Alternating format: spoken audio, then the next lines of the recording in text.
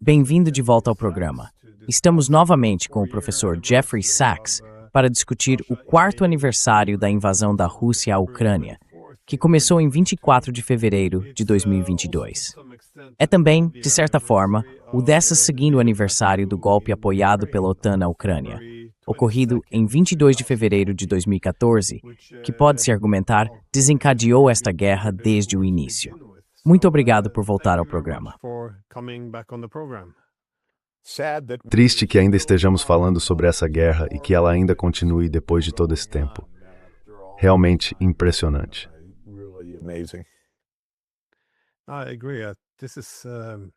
Concordo. Esta guerra tem sido um desastre em todos os níveis.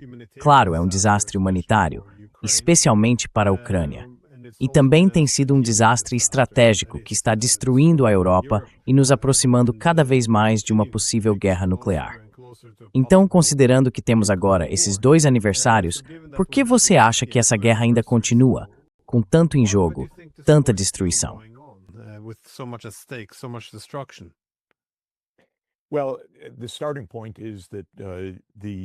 Bem, o ponto de partida é que os Estados Unidos presumiram que nunca chegariam à guerra. Todo esse fiasco, todo esse desastre começa com as ideias dos anos 1990, de que ao fim da Guerra Fria, os Estados Unidos reinavam supremos e poderiam integrar a Rússia a um mundo liderado pelos americanos. Essa era a ideia básica. E, de fato, não apenas poderiam trazer a Rússia para um mundo sob liderança dos Estados Unidos, mas também a reduziriam a uma potência de terceira categoria, talvez até a dividissem. Zbigniew Brzezinski, que foi o mais articulado entre todos esses ilusionistas, escreveu nos anos 1990 que talvez a Rússia se desintegrasse para sempre em 3 estados fracamente confederados, uma Rússia europeia, uma Rússia siberiana e uma Rússia do Extremo Oriente. Isso era triunfalismo. A ideia era que os Estados Unidos eram inquestionáveis e inatingíveis e, portanto, não haveria guerra.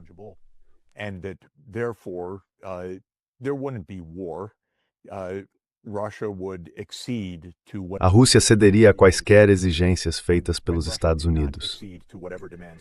E quando a Rússia não cedeu a essas exigências, esse foi o motivo pelo qual a guerra continuou. Quando a Rússia provou que podia resistir ao que os Estados Unidos e a Europa achavam que seria um golpe devastador, depois de 2014 e novamente após 2022, e resistiu, mostrando que o poder ocidental era menor do que se esperava, isso por si só se tornou para esses políticos a razão para continuar lutando. Boris Johnson, que é um dos verdadeiros criminosos em tudo isso, um verdadeiro culpado por essa guerra, disse numa entrevista que não podia permitir que a Ucrânia assinasse um acordo de paz com a Rússia na primavera de 2022, porque isso representaria uma ameaça à hegemonia ocidental.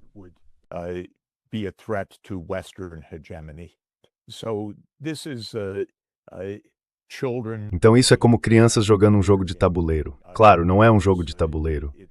São milhões de vidas perdidas, economias destruídas, oportunidades de vida desperdiçadas nas mãos de um pequeno grupo que acredita estar jogando um jogo de hegemonia ocidental.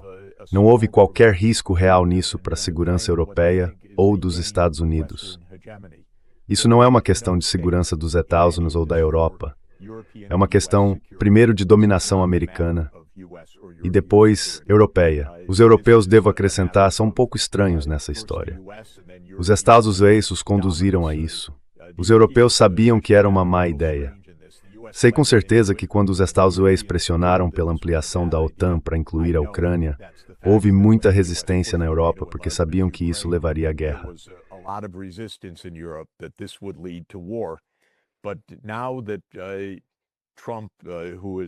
Mas agora que Trump, que tem seu próprio conjunto de delírios, está interessado em outros delírios, não neste, os europeus ainda não conseguem encontrar uma saída, porque eles próprios se tornaram delirantes, pensando, bem, se não forem os Estados Unidos a afirmar a hegemonia ocidental, nós mesmos o faremos. Então é uma disputa de ressentimentos entre a Alemanha, França e Reino Unido contra a Rússia que continua se arrastando.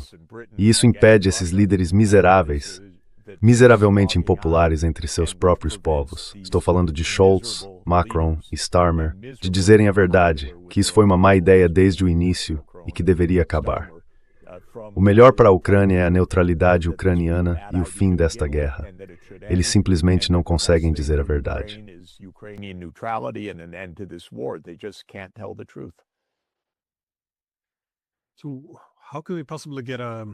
Então, como podemos chegar a um acordo negociado realista hoje? Porque eu vejo os comentários. Eles variam entre otimismo e rejeição total da ideia de que isso seja sequer possível. A situação é bastante complicada. A Rússia obviamente vê a expansão da OTAN, e especialmente a incursão na Ucrânia, como uma ameaça existencial. Portanto, tem exigências muito fortes. A Ucrânia também se vê diante de uma ameaça existencial com a invasão. E o que vemos é que as soluções são exatamente opostas. Os Estados Unidos parecem deter parte das chaves, porque estão preocupados que esse conflito os prenda na Europa e também empurre a Rússia ainda mais em direção à China. Mas eu realmente não entendo o que os europeus estão fazendo. Como você indicou, não faz muito sentido continuar com isso. Então, o que você vê como possíveis acordos ou soluções?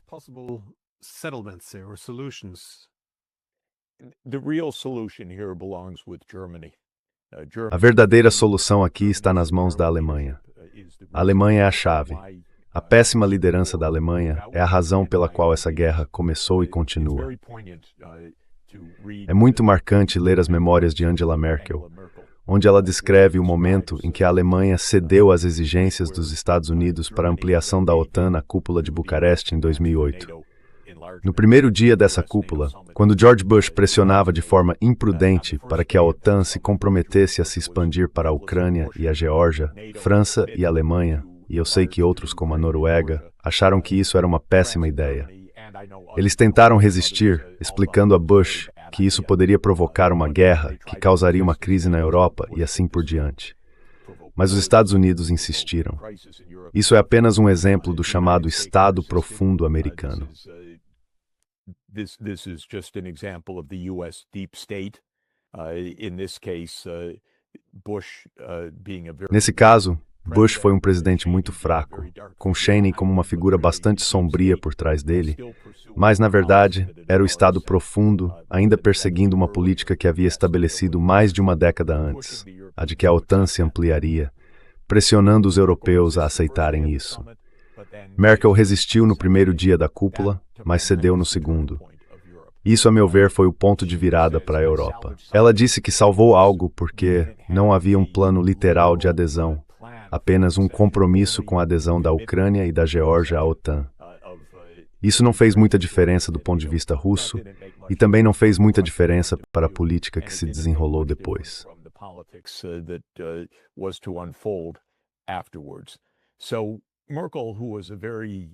Então Merkel, que na minha opinião foi uma pessoa muito decente como chanceler, cedeu. Esse foi o erro dela. Scholz foi simplesmente incrivelmente fraco e confuso.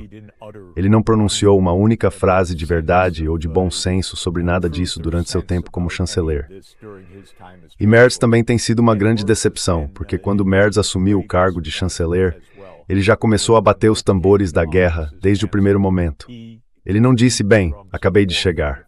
Vou entrar em contato com meu homólogo, Vladimir Putin, para ver se é possível chegarmos a algum entendimento. Ele simplesmente disse que estávamos caminhando para uma guerra ainda maior. Então a liderança alemã tem sido terrível, e isso é significativo porque a Alemanha está realmente no centro dessa história de muitas maneiras.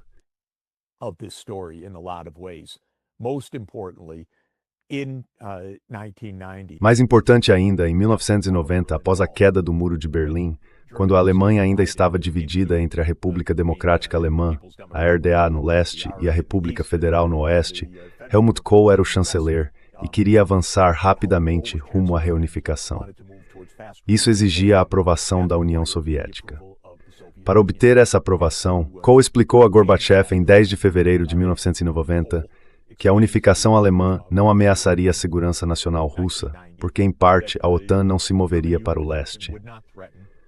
Esse compromisso foi assumido por Kohl e reiterado diversas vezes por Hans-Dietrich Genscher, o ministro das Relações Exteriores da Alemanha, publicamente, em particular, de inúmeras maneiras.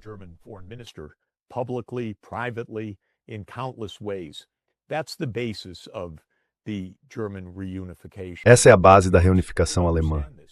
Merz deveria entender isso. A Alemanha trapaceou de uma forma muito grande. É claro, trapaceou junto com os Estados Unidos.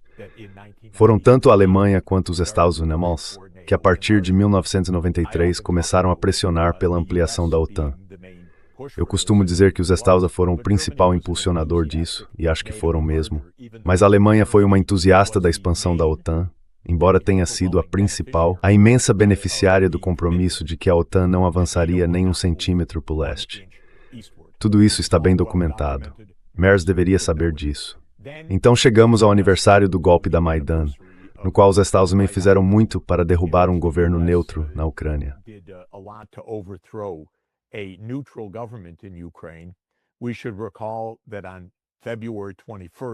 Devemos lembrar que em 21 de fevereiro de 2014, os ministros das Relações Exteriores da Alemanha, França e Polônia negociaram um acordo com Yanukovych para encerrar os distúrbios na Maidan, grande parte deles alimentados pelos próprios Estados Unidos, em troca de eleições no final de 2014.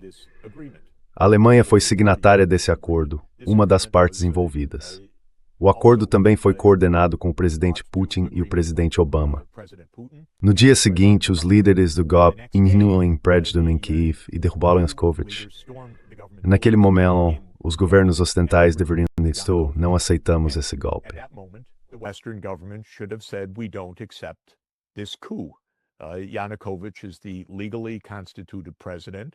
Yanukovych era o presidente legalmente constituído.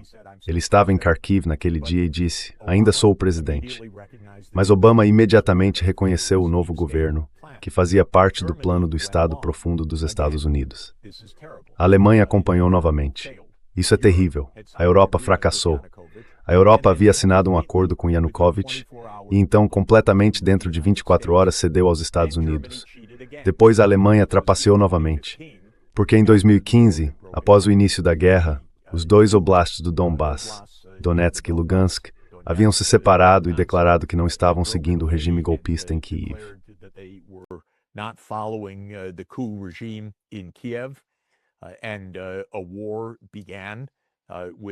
E uma guerra começou com o povo de Kiev, com o governo atacando as regiões separatistas.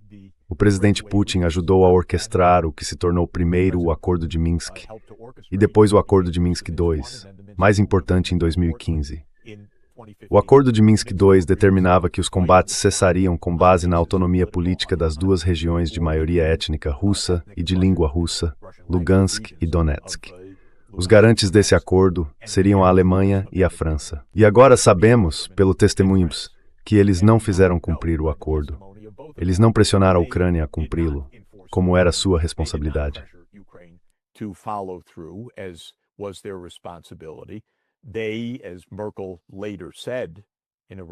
Como Merkel disse mais tarde, numa declaração surpreendentemente audaciosa, eles consideravam o Acordo de Minsk II como um período de espera, um tempo para a Ucrânia fortalecer-se para a guerra. Não sei se Merkel quis dizer isso na época, em 2015. Foi assim que ela explicou em 2022, 2023. Mas, de qualquer forma, a Alemanha não cumpriu seu papel. Portanto, a meu ver, a Alemanha tem a maior responsabilidade como o maior país da União Europeia, como aquele que esteve no centro dessa história desde 1990 e como aquele que falhou em sua responsabilidade política nos momentos cruciais, na questão da ampliação da OTAN, na questão do levante ou golpe em Maidan em fevereiro de 2014 e na aplicação do Acordo de Minsk II. A Alemanha falhou repetidamente.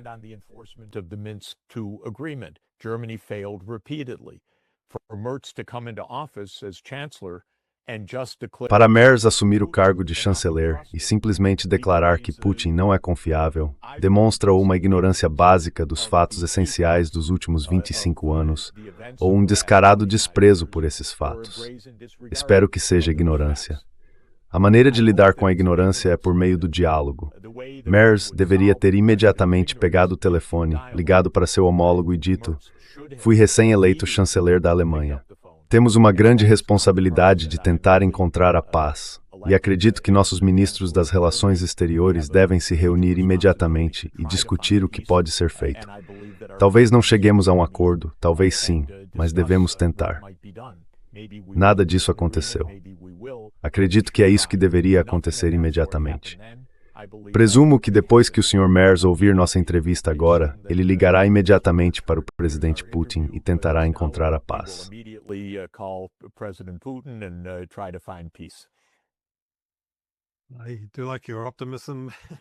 Gosto do seu otimismo. Bem, se a chave for a Alemanha, podemos ter alguns problemas, porque algumas das retóricas mais perigosas estão vindo da Alemanha agora. E também, como Merz declarou na Conferência de Segurança de Munique, ele basicamente condenou todo o esforço de Orbán em conversar com Zelensky e Putin. Bem, com Zelensky tudo bem falar, mas com Putin não se pode conversar. Isso era essencialmente imoral. Então, não tenho muito em que apostar nisso, mas gosto da perspectiva mais ampla que você adota aqui, porque a guerra na Ucrânia é, em grande parte, sobre o colapso dessa arquitetura de segurança pan-europeia.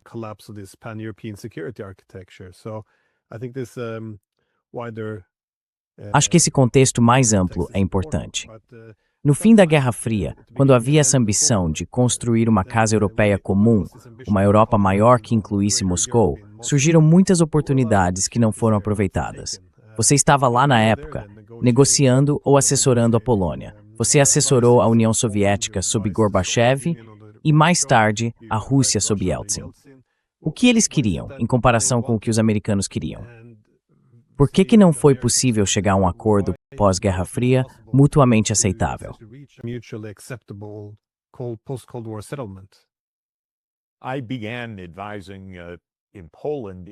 Comecei a atuar como consultor na Polônia em 1989.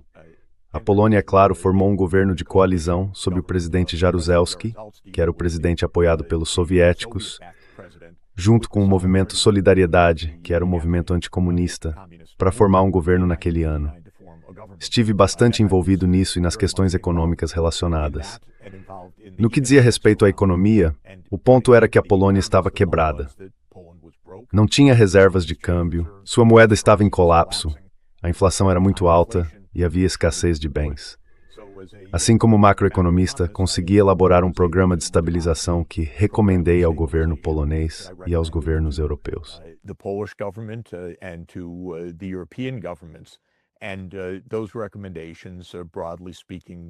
Essas recomendações, de modo geral, foram endossadas.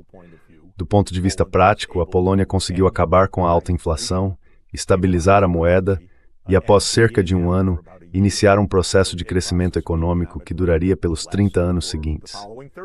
Foi uma transição muito bem sucedida a partir de uma situação financeira bastante delicada. As ferramentas para fazer isso são bastante conhecidas por quem estuda esse tipo de crise ou já esteve envolvido em resolvê-las, como foi o meu caso. Quando se tratou da União Soviética, a mesma situação se aplicava, embora em uma escala muito maior.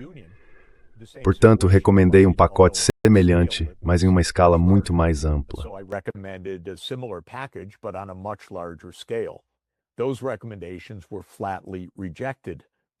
Essas recomendações foram categoricamente rejeitadas pelo Ocidente. O mesmo tipo de política econômica que estava funcionando para a Polônia foi recusado pelo governo dos Estados Unidos. 25, 30 anos depois, li a ata da reunião da Casa Branca em que isso foi rejeitado. Fiquei chocado com a leviandade, a ousadia e a ignorância dos participantes daquela reunião. Havia, naturalmente, um elemento de maquiavelismo e um elemento de bravata por parte dos vencedores da Guerra Fria, como eles viam a situação. Mas havia também, Glenn, pura estupidez. Pessoas que não entendiam nada sobre estabilização econômica, nada sobre o que o governo de Gorbachev precisava, e assim por diante.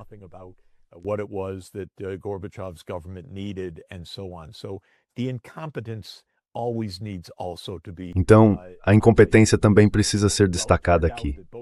Aconteceu que tanto no caso soviético quanto mais tarde no caso russo, após o fim da União Soviética, o Ocidente estava completamente desinteressado até mesmo no tipo mais rotineiro de apoio financeiro para encerrar uma crise profunda. Ao mesmo tempo, Ouvi diretamente do presidente Gorbachev e do presidente Yeltsin que o que eles queriam era o mesmo que a Polônia queria: o fim das divisões. Um lar europeu unificado. A palavra favorita do presidente Yeltsin era normal. A Rússia deveria ser normal.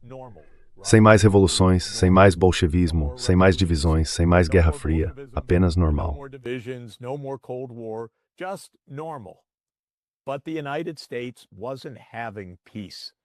Mas os Estados Unidos não estavam buscando a paz. Os Estados Unidos estavam buscando a hegemonia. Essa é a diferença. Paz significa lidar com seus interlocutores com respeito e até ajudá-los no curto prazo. Hegemonia significa esmagar seus interlocutores porque seu objetivo é dominar. E foi isso que tivemos em vez disso. É por isso que a ampliação da OTAN estava em pauta quando a Rússia não apenas não representava uma ameaça, estava dizendo exatamente o contrário. Estava pedindo para entrar na OTAN, querendo um acordo comum de segurança europeia. Não havia ameaça, mas os Estados Unidos não estavam interessados nisso. Os Estados Unidos estavam interessados em dominar. E foi isso que eu testemunhei na época.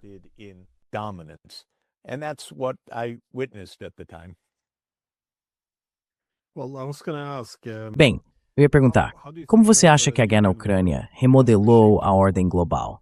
Que o mundo parece muito diferente agora do que há apenas quatro anos.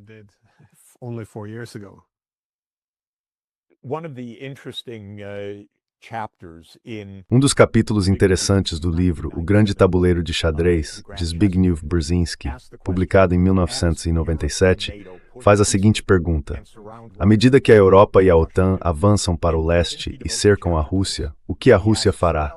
Brzezinski dedica um capítulo a isso e questiona: bem, a Rússia pode concordar, prepare-se, ou pode resistir. Será que ela poderia formar uma aliança com a China, por exemplo, ou com o Irã? Brzezinski analisa tudo isso e declara com muita confiança que não há chance de a Rússia fazer outra coisa senão aceitar sua vocação europeia. A Rússia não tem outra opção. Isso se mostrou decisivamente errado. A Rússia disse: certo, adeus, voltamo-nos para a Eurásia, voltamo-nos para a China, o que, aliás, é uma ótima combinação econômica. Rússia e China têm economias muito complementares, assim como a Rússia e a Europa tinham, aliás. As Russia and Europe were, by the way. That was a good fit too. It was good for Germany and good for Russia. Isso também foi uma boa combinação. Foi bom para a Alemanha e bom para a Rússia. Essa parceria funcionou. Então veio o Ocidente, com suas 20 rodadas de sanções e assim por diante. Mas a Rússia disse: certo, vamos olhar em outra direção. Para a Índia, para a China, para a Ásia Central, para a Ásia Ocidental, para a África. Esse é o mundo que está sendo construído agora. Então os Estados Unidos pensaram: somos o hegemon, vamos comandar o espetáculo.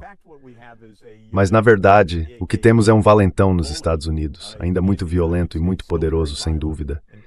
E uma Europa vassala, totalmente confusa, desmoralizada e dividida. Os Estados Unidos, a Europa, o Reino Unido, o Japão, a Coreia em certa medida, a Austrália em certa medida e a Nova Zelândia juntos representam cerca de 12% da população mundial. Together constitute about 12% of the world population. Maybe if you're the most expansive, talvez, sendo generoso, isso chegue a 15% da população mundial. O que está se formando é um mundo multipolar e cada vez mais os outros 85% da população mundial estão dizendo: o que é esse bullying dos Estados Unidos? O que é essa hegemonia dos Estados Unidos? Agora, ainda não superamos as ilusões dos Estados Unidos. Se você perguntasse a Donald Trump, que é um mestre da ilusão, qual é o seu mapa do mundo, ele diria o seguinte: nós possuímos todas as Américas, esse é o doutrina Monroe, nós simplesmente possuímos todas as Américas. E provamos isso, sequestramos um presidente na Venezuela. Nós possuímos toda a Europa, na verdade não a queremos, é patética, essas pessoas são inúteis. Mas, de qualquer forma, nós possuímos toda a Europa.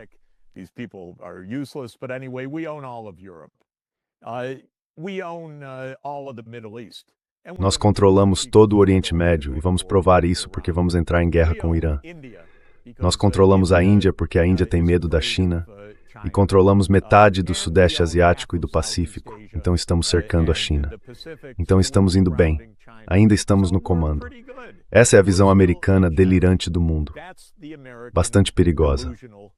A outra visão do mundo E a propósito, a África, que eu não mencionei, porque os Estados Unidos não pensam na África, exceto para obter o cobalto, só isso. E algumas terras raras. Os Estados não têm absolutamente nenhuma capacidade de atenção para a África como África. Ela é vista apenas como um lugar onde há alguns minerais que queremos. Agora, se você olhar o mundo de um ponto de vista diferente, os países do BRICS diriam, bem, nós basicamente somos metade do mundo. Well, we're basically half the world. We are Russia, India, China. Nós somos Rússia, Índia, China, Brasil, África do Sul, agora Egito, Etiópia, Emirados Árabes Unidos, Irã e Indonésia. Não queremos ser intimidados por ninguém e representamos cerca de metade da população mundial. A União Africana como um todo são 55 países, com quase 20% da população do mundo. Será 25% até meados do século. E não queremos a hegemonia dos Estados Unidos. Nós somos reais. Não somos apenas um monte de minerais. Somos reais. E é claro, outras partes do mundo estão em disputa, e a Europa, de vez em quando, até se pergunta: queremos ser apenas vassalos patéticos dos Estados Unidos? Ou temos alguma história, cultura, sociedade e pontos de vista diferentes que gostaríamos de afirmar?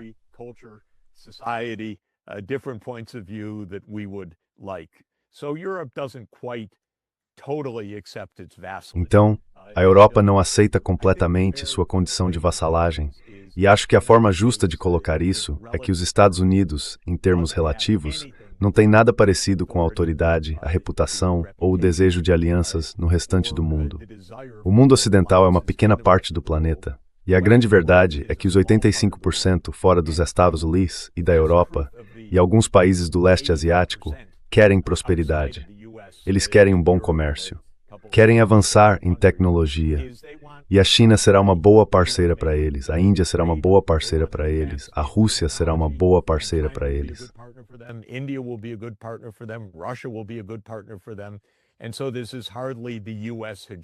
Portanto, isso está longe de ser a hegemonia dos Estados Unidos que Trump e o chamado Estado Profundo americano imaginam.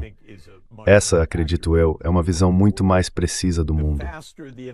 Quanto mais rápido os Estados Unidos superarem suas ilusões, de preferência rápido o suficiente para evitar uma guerra com o Irã, o que seria desastroso, melhor será para o mundo inteiro, inclusive para os próprios Estados Unidos.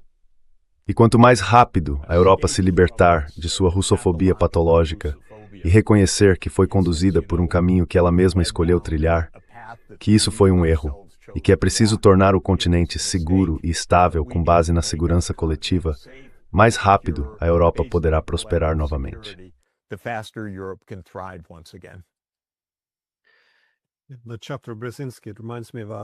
O capítulo sobre Brzezinski me lembra um discurso que Joe Biden fez no Atlantic Council em 1997, quando ele disse que os russos estavam preocupados com a expansão da OTAN. E sabe, eles disseram, podemos olhar para o leste, para a China. E ele zombou disso, dizendo, se isso não funcionar, vocês sempre podem trabalhar com o Irã. A plateia inteira caiu na risada. Foi a piada mais engraçada. Mas é isso, na verdade. É a incapacidade de prever as possíveis consequências. O que hoje parece extremamente patriótico acaba se revelando uma política muito tola, que nos coloca em uma situação muito difícil no futuro.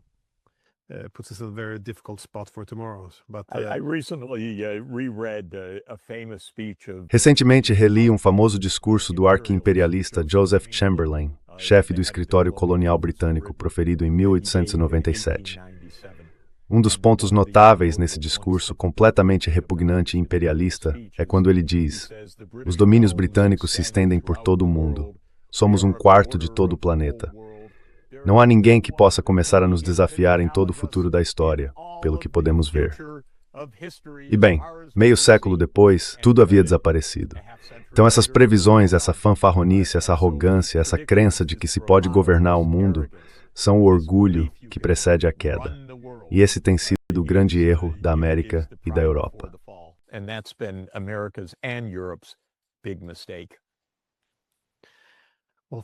Bem, obrigado, como sempre, por dedicar seu tempo. Eu realmente aprecio isso. Sei que você tem um grande dia pela frente, então vou deixar você ir. Mais uma vez, obrigado. Ótimo. Falaremos novamente em breve. Cuide-se.